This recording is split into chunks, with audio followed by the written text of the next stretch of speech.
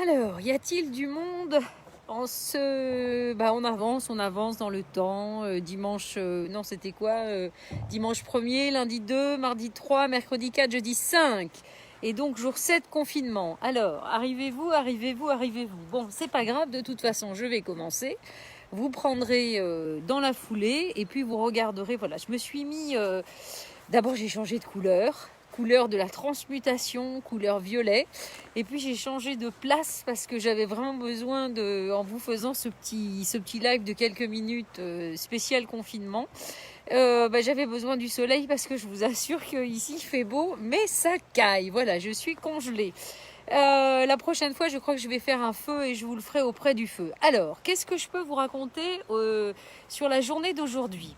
Alors, la journée d'aujourd'hui, c'est le jour 7. Le jour 7, hein, en confinement, c'est le jour numéro 7. Alors, le jour numéro 7, le 7, c'est un chiffre fort symbolique.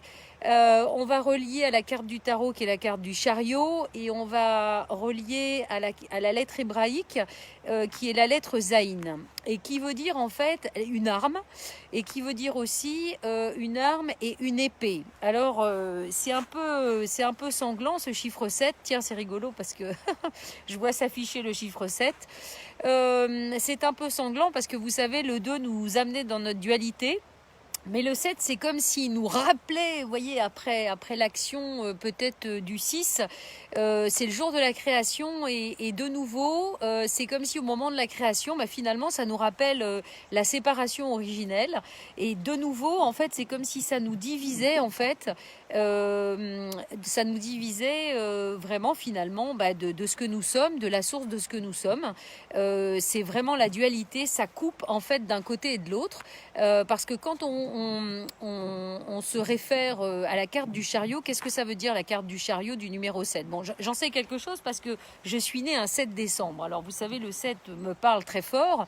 Évidemment, c'est un chiffre initiatique, un chiffre symbolique, les 7 jours de la création, les 7 jours de la semaine. Enfin, évidemment, il y a beaucoup de choses qui sont reliées au 7. Mais surtout, le chariot, vous savez, c'est une carte normalement dans le tarot de réussite, d'énergie très forte. Mais ce qu'on oublie toujours, c'est que dans le chariot, vous avez 2 chevaux. Et en fait, si vous regardez bien la carte, vous voyez que les 2 chevaux, en fait, partent presque dans 2 directions différentes. Et que le pilote, le guide, le maître, celui qui tient les rênes, justement, ne les tient pas. Et c'est tout le problème du chariot. C'est-à-dire que justement de cette séparation à gauche, à droite, de peut-être cet élan, ce mouvement, cette énergie dans laquelle on est, mais finalement, où va-t-on? Voilà, parce que c'est un peu ça le chariot, c'est-à-dire qu'il y a beaucoup d'énergie, j'ai envie de dire, il y a tout qui est là pour aller dans une réussite, mais finalement, est-ce qu'on est entier? Est-ce qu'on va bien dans la juste direction et surtout avec tout ce que nous sommes? Voilà. Et donc, le 7 nous rappelle, plutôt que de partir en mouvement dans tous les sens, c'est pour ça que c'est aussi les années 7 en numérologie, c'est souvent des années qui nous amènent à beaucoup plus d'introspection, à beaucoup moins être dans la matière, dans le mouvement. Donc ça nous oblige à revenir encore une fois à l'intérieur. Je suis désolée, c'est toujours le même programme. Revenir à l'intérieur et nous dire, ok, j'ai tout en main pour aller dans une magnifique énergie, pour réussir, pour être victorieux, hein, le chariot de la victoire. Mais finalement,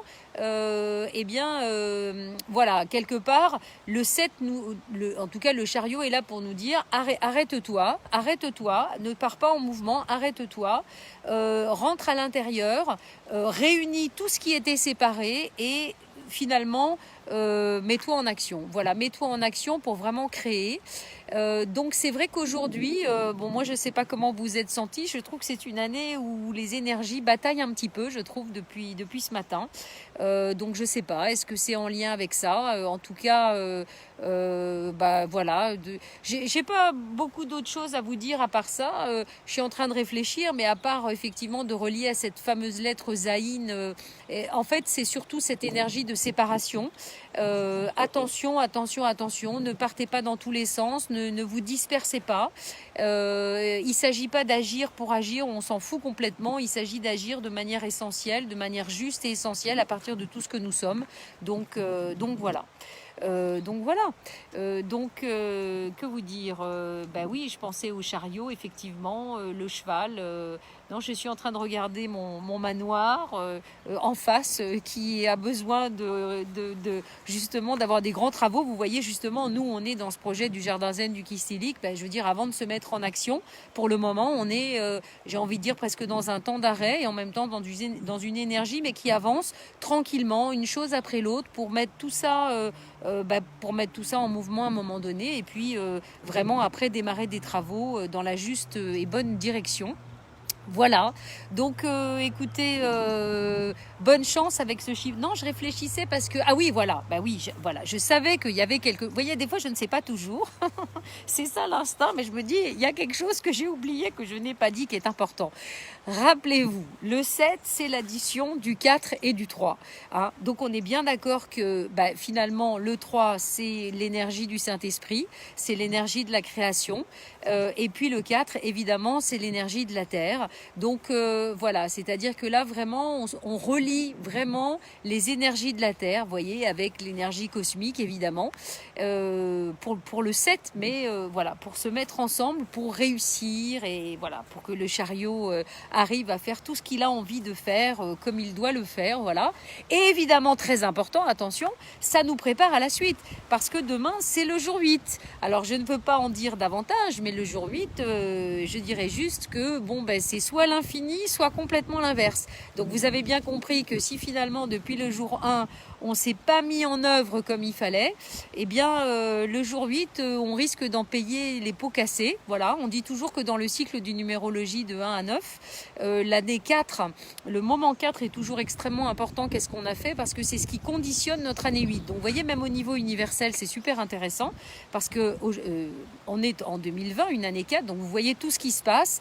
Et tout ce qui se passe aujourd'hui et tout ce qu'on arrivera à transmuter de cette année 4, de la compréhension de ce qui sera passé de cette année 4, eh bien, on pourra en recevoir tous les bénéfices en 2008. Donc, ça veut dire 2020, 21, 22, 23, 24, en 2024. Voilà, là, ça sera... on recevra ce qu'on aura semé pendant le cycle et particulièrement l'année 4. Voilà. Bon, écoutez, je vous fais des bises. Voilà, j'ai essayé de vous apporter ma petite pierre à l'édifice sur cette journée.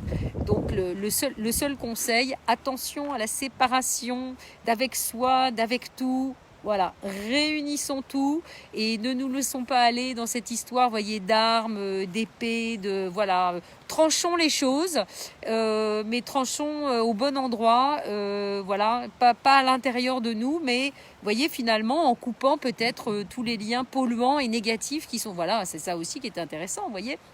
Les liens polluants et négatifs qui nous empêchent finalement d'être dans notre unité. Je pense que l'épée du 7 nous sert à ça, évidemment. Oui, elle nous sert à ça. Pourquoi? Parce que le 7, évidemment, nous relie au sacré, nous relie à notre essence sacrée, nous relie donc à l'essence sacrée tout autour de nous.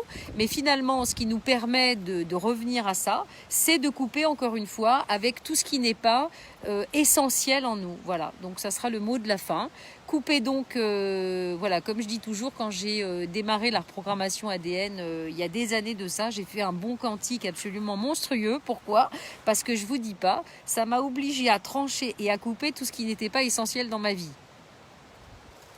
Un petit silence. Ceci pour dire que la plupart du temps, il y a tellement de choses dans notre vie qui ne sont pas essentielles. Ça peut être le compagnon avec qui vous êtes, le mari, la femme, le boulot, le lieu d'habitation. Je vous en parle même pas. Et moi à l'époque, ça avait fait un raz-de-marée. C'était entre. Je me suis formée entre 2008 et 2012. Vous voyez, grande libération en 2012, mais pour moi aussi. Et donc ça avait coupé tout ce qui n'était pas essentiel pour me permettre de retrouver finalement mon unité, mon essence. Voilà. Alors évidemment, voilà, il faut travailler chaque jour à la conserver. Voilà, mais c'est un peu l'idée du 7. Voilà.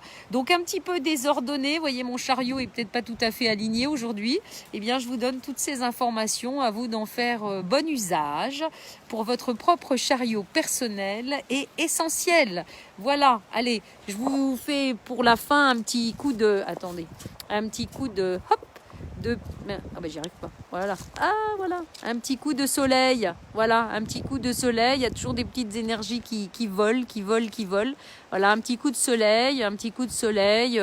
Voilà, vous voyez, c'est un vrai bazar ici. Hein. Il y a beaucoup, beaucoup, beaucoup de travaux. Mais encore une fois, un grand ciel bleu. Donc on remercie l'univers. Ça nous aide. Ah bah attendez, je vais vous faire la petite cerise sur le gâteau. Voilà, je vais vous faire une petite balade juste pour terminer ce petit live. Bon, là, on retombe dans l'ombre. Vous allez voir le grand travailleur qui continue de travailler au jardin mandala. Et ça grandit tous les jours un peu plus. Voilà, le pauvre, il travaille beaucoup. C'est un gros, gros travail avec des poutres qui font chacune 65 kilos. Donc vous imaginez le bordel. Voilà. Bon, allez, je vous dis, je vous bise encore une fois.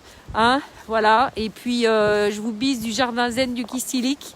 Et je vous dis à demain pour le jour 8.